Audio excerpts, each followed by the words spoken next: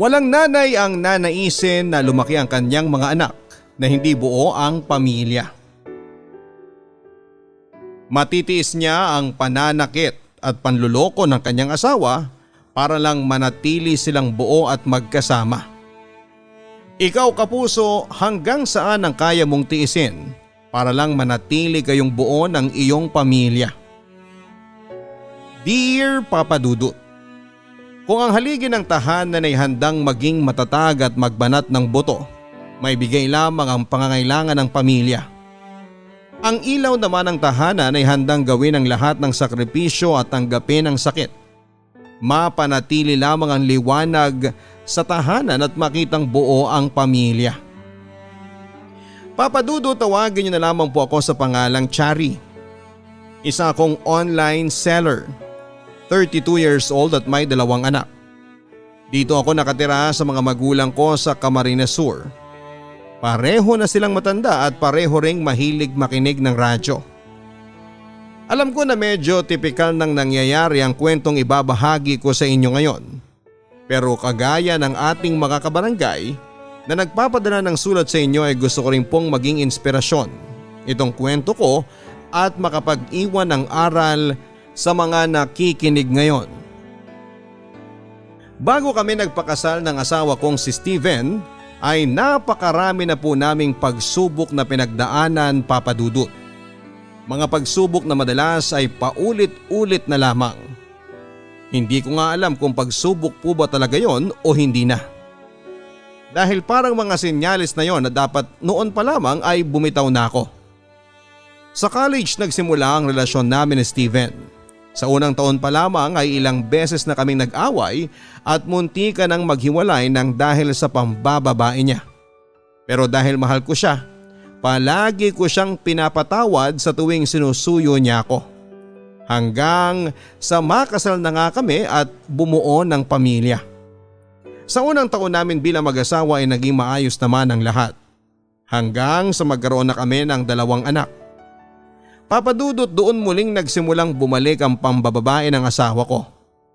Pero baka mas matagal na rin niyang ginagawa yon, Papa Dudut. Baka noon ko lang din talaga siya nahuli.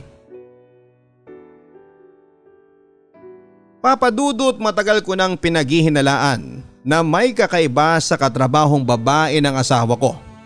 May iba kasing katrabaho si Steven na nasa friend list ko sa Facebook at may nakikita akong mga uploaded pictures nila sa opisina o kapag kumakain sila sa labas ng magkakasama. Napansin ko kaagad na palaging katabi ni Steven ang kaopisina niyang babae na kabit niya. Hanggang sa nahuli ko na nga na totoo ang lahat ng hinala ko nang makita ko yon sa Facebook account niya. Hindi ko ugaling mag-check o makialam ng mga personal na gamit ng asawa ko, Papa Dudut. Pero nang araw na yon ay nagkataon lang na nahuli ko siya dahil ginamit ko ang laptop namin para sa isang project ng anak ko. Nakalagin ang Facebook account niya doon at kitang-kita ko ang pagchat-chat nila sa isa't isa ng babae niya. Nabasa ko noon na sabay daw silang magla-lunch sa isang malapit na kainan sa opisina nila. Hindi ako nagdalawang isip na sumunod sa lugar na yon, Papa Dudut. At nakita ko nga silang dalawa na magkasama at masayang sabay na kumakain doon. Nagawa kong sampalin ang babae ni Steven. Gusto ko pa sana siyang sabunutan pero nahila na ako ni Steven palayo sa babae niya. Sinakay na niya ako ng taxi at umuwi na kami sa bahay. Papa Dudut, pagkatapos ng naging pagtatalo namin ni Steven ay kaagad kong inimpake ang mga gamit namin ng 2 anak ko. Pinigilan pa ako ni Steven na umalis ng bahay namin pero nagmatigas ako at iniwanan ko siya. Sinundo ko ang 2 anak namin sa school bago ako umuwi ng bahay ng mga magulang ko. Hindi yon ang unang beses na umuwi ako nang dahil sa pagtatalo naming mag-asawa. Kaya hindi nagulat sina Papa at Mama nang sabihin ko ang nangyari sa amin ni Steven. Pumayag naman sila na doon kami tumira ng mga anak ko ng ilang araw, Papa Dudut. Papa Dudut, naiintindihan ko naman ang reaksyon ni Mama dahil sa ginawa sa akin ni Steven. Hindi nga kasi yon ang unang beses na umuwi ako sa bahay nila ni Papa pagkatapos namin mag-away ng asawa ko. Kagaya nga ng sabi ni Mama, ilang ulit din nila akong pinaalalahanan ni Papa noon bago kami magpakasal ni Steven. Naging witness kasi sila kung paano at ilang beses akong nasaktan ni Steven noong magkarelasyon pa lamang kami bilang magkasintahan. Mabait lang talaga ang mga magulang ko kaya kahit na hindi nila gusto si Steven para sa akin, hinayaan pa rin nila ako na makasal sa asawa ko. Ayaw naman daw kasi nilang maging kontrabida sa buhay ko at kontrahin kung anuman ang gusto ko talagang gawin. Kaya sinuportahan pa rin nila ang pagpapakasal ko noon sa lalaking mahal ko. 2 linggo din kaming tumira ng mga anak ko sa bahay ng mga magulang ko, Papa Dudut. At sa mga linggo na yon, halos araw-araw akong sinusuyo ni Steven para magkaayos ulit kaming dalawa. Kung ang mga magulang ko lang ang masusunod, ayaw na nila akong pabalikin pa kay Steven. Kaya naman daw nila akong tulungan na suportahan ang pag-aaral ng mga anak ko dahil wala akong trabaho na mga panahon na yon. Pero dahil ayoko rin na lumaki ang mga anak ko na sira ang kanilang pamilya, pumayag na ako na magkabalikan kami ni Steven, Papa Dudut. Papa Dudut, nalaman ko mula sa isang katrabaho ni Steven na nag-resign na raw sa kumpanya nila ang kabit ng asawa ko. Nahiya siguro kasi kumalat din sa opisina nila na isa siyang kabit. Pinakita naman sa akin ni Steven na wala na siyang ibang kinalolokohan na babae dahil binigay niya ang password ng mga social media accounts niya sa akin. Pero dahil hindi ko nga ugali ang makialam na mga personal na gamit niya, hindi ko rin yon sinubukan na i-check pa. Siguro natatakot lang din ako na baka may iba pa akong makita at malaman kapag chinek ko ang social media account niya. May ilang buwan na lumipas noon na naging maayos naman ang relasyon naming dalawa. Hanggang sa kinailangan siyang ipadala ng kumpanya nila sa Dayangdang Naga, Camarines Sur at doon daw muna siya magtatrabaho sa loob ng 3 buwan.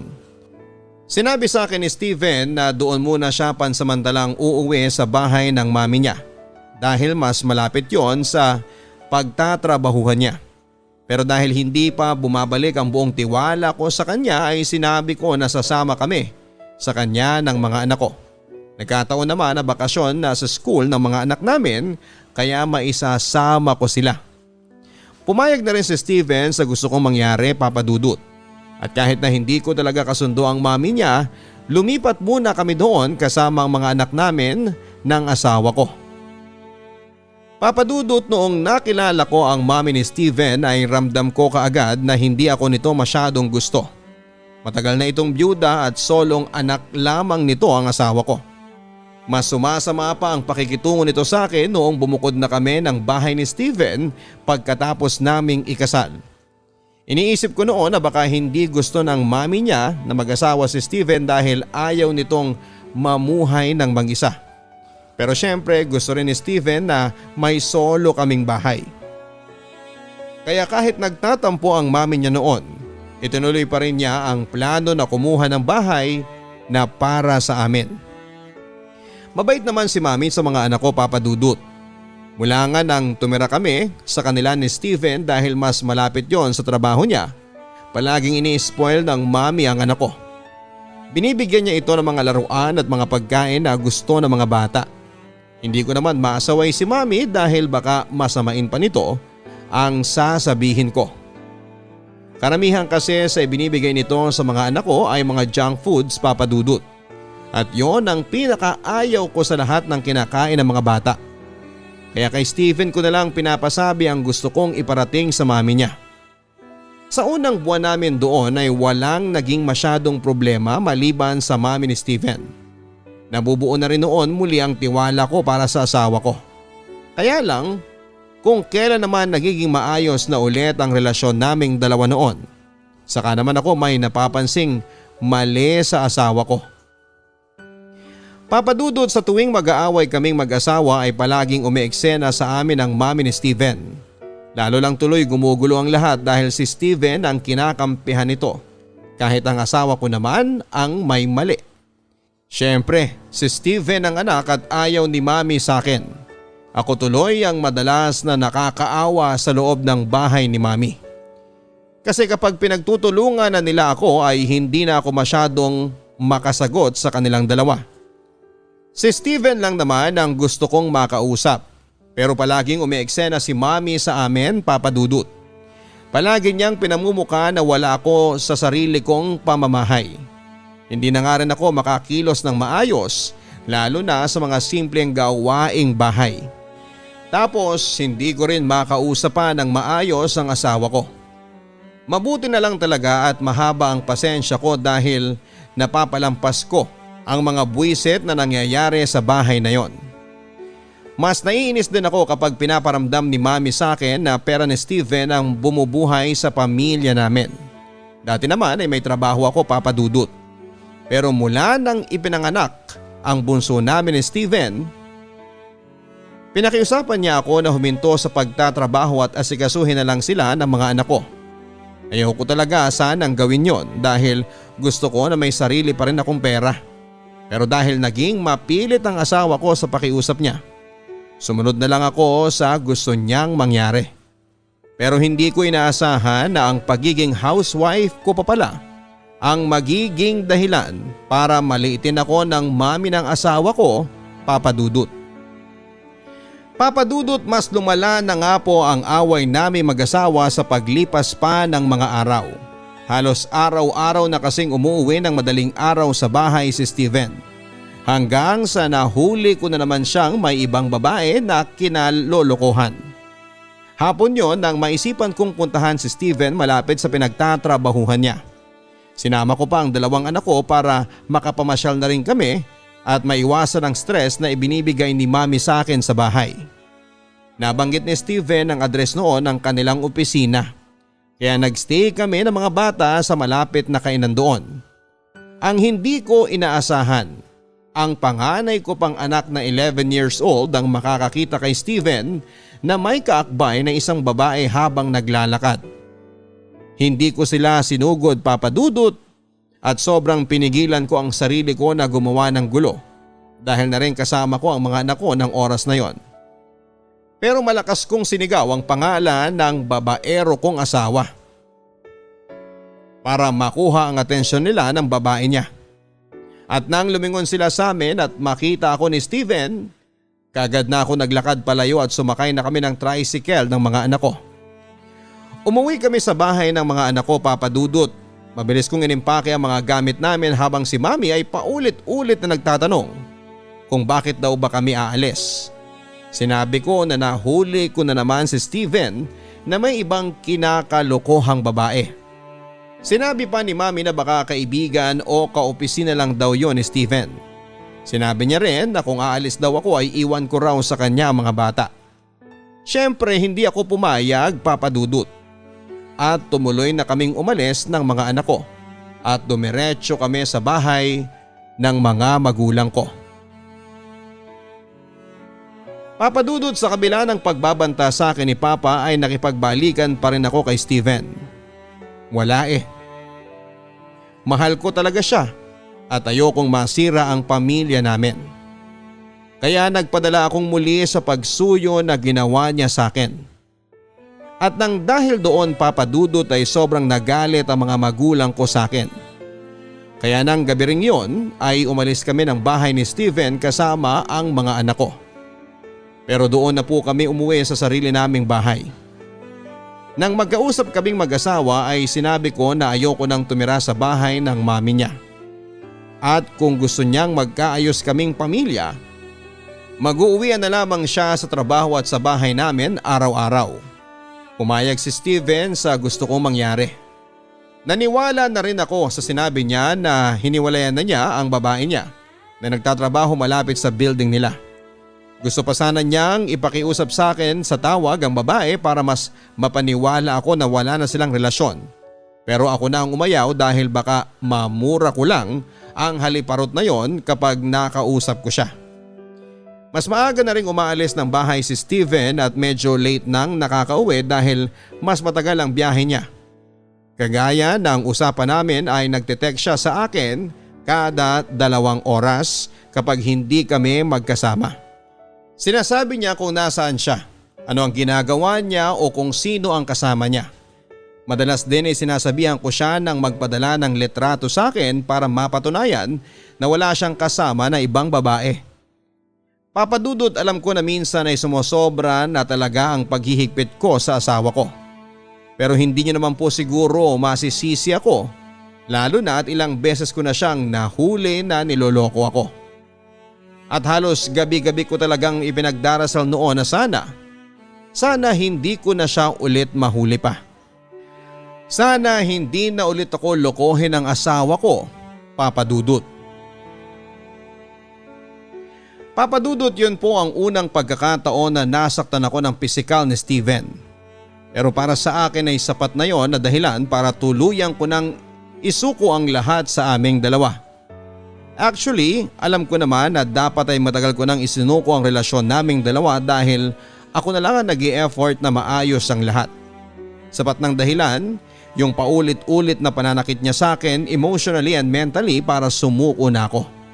At ayoko nang hintayin na pati ako ay mawala na ng respeto para sa sarili ko. Kagaya ng paulit-ulit kong ginagawa sa tuwing mahuhuli ko ang mister ko na may ibang babae, Papa Dudut, inimpake ko na ang mga importanteng gamit namin ng mga anak ko. Hindi na nga ako masyadong nahirapan na gawin yon dahil alam ko na kung ano ang mga dapat dalhin at iwanan na gamit. Medyo malalim na rin ang gabi noon kaya naman tinawagan ko ang isang pinsan ko at nagpasundo ako sa bahay namin. Si Steven naman ay nakasunod sa bawat galaw ko sa loob ng bahay. Ilang beses niya akong pinakiusapan noon na itigil ang ginagawa kong pag-iimpake. Umiiyak siyang nagsorry sa akin at nagmamakaawa na huwag na kaming umalis ng mga bata. Pero nang dumating na ang pinsan ko, ginising ko na ang mga anak namin at umiiyak akong iniwanan si Steven at ang bahay namin. Umuwi ako kina Papa at Mama, Papa Dudut, kahit alam ko na may sama pa rin sila ng loob sa akin. Sa kanila pa rin ako bumalik dahil sigurado ako na hindi naman nila ako kayang tiisin. Pinatuloy kaagad kami ni Mama sa loob ng bahay nila pero si Papa ay hindi ako kinikibo noon. Pinagpahinga ko noon ang mga bata sa kwarto, nasa kusina si Papa at nagkakape habang ako ay umiiyak na nagkukwento kay Mama kung ano ang nangyari. Nagparinig pa si Papa at sinabi niya na alam daw niya na kapag sumunod na si Steven sa bahay ay sasama na naman daw ulit ako dito pa uwi. May ilang masasakit na salita na rin na binitawan si Papa. Pero lahat yon ay tinanggap ko.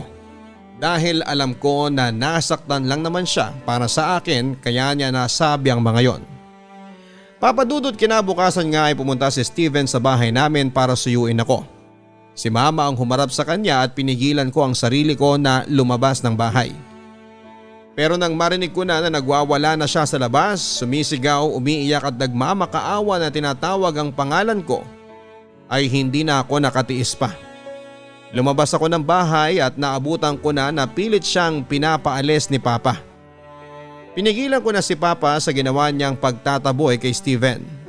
Pero hindi na kagaya ng dati ang ginawa ko. Hindi ko na muli pang nilapitan si Steven para yakapin at patawarin. Sinabi ko sa kanya na umalis na siya ng bahay namin kung ayaw niyang mas lalo pa siyang masaktan ni Papa. Lumuhod siya sa harapan ko, Papa Dudut, at niyakap ang mga binti ko habang umiiyak na humihingi ng tawad para daw sa mga naging kasalanan niya sa akin.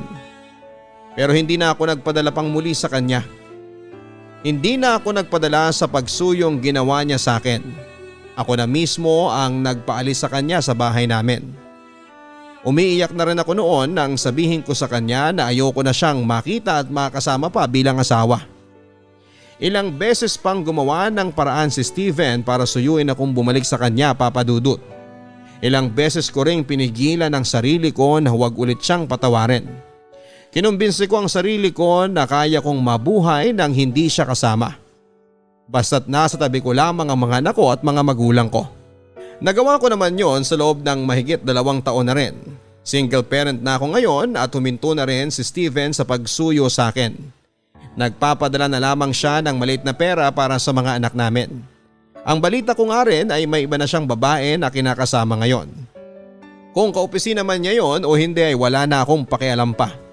Ang focus ko ngayon ay mapabuti ang buhay namin ng mga anak ko at nina papa at mama.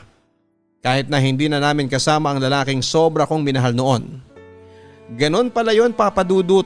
Mas magagawa mong mahalin ang sarili mo kapag itinigil mo ng gawing mundo ang taong mahal mo.